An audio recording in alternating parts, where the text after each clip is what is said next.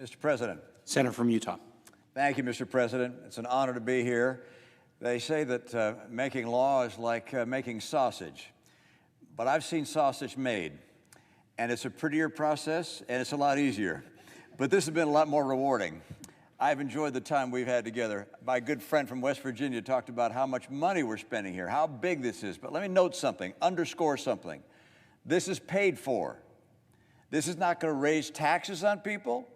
This is instead taking some money that was already appropriated, not used for COVID relief. We're going to bring that back and use it to help build infrastructure.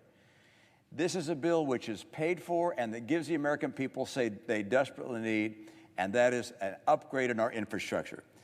Now, of course, you know it was several months ago that this group came together. We call ourselves affectionately the G10. Senator Portman and Senator Sinema have shown enormous patience and persistence and resolve getting this across the finish line.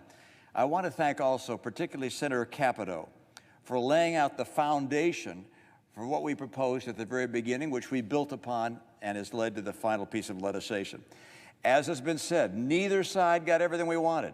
There are a bunch of things in this bill I don't like, I'd take out. There are things in this bill I know my Democrat friends don't like and would take out. But the nature of getting work done in Washington is to be able to come up with something that has enough good for both that we actually get it done.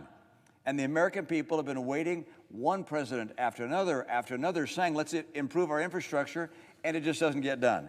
This time we had. Now, I know the Republicans had a choice here. We could let the Democrats just do something on their own, because with reconciliation, they could have spent trillions of dollars without any of our help. But the president and the leaders of the Democratic Party here and our friends said, no, let's work together and see if we can't do something collectively. Now, I know members of both parties have been mischaracterized our efforts as somehow linked to paving the way to the Democrats' $3.5 trillion wish list. If you don't think our Democrat friends are going to push for that monstrosity, with or without this bill, then I have a bridge in Brooklyn to sell you. They're going to push for that anyway. This is a separate piece of legislation. I love this one. I hate that one. These are two very different things, and there's going to be an effort, obviously, to stop that bill from going forward. This is not perfect.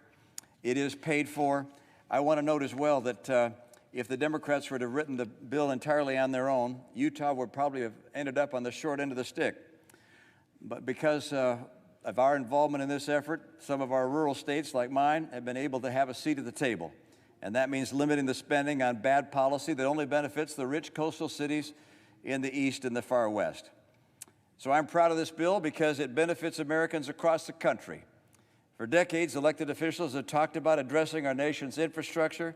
This infrastructure bill turns that talk into reality without raising taxes on hardworking Americans or adding to our debt. I'm proud of my colleagues. It's been fun working with them. Challenging from time to time, I'm sure, to have to listen to me, they would tell you, but I'm proud of what we did together, and I urge my colleagues to support it.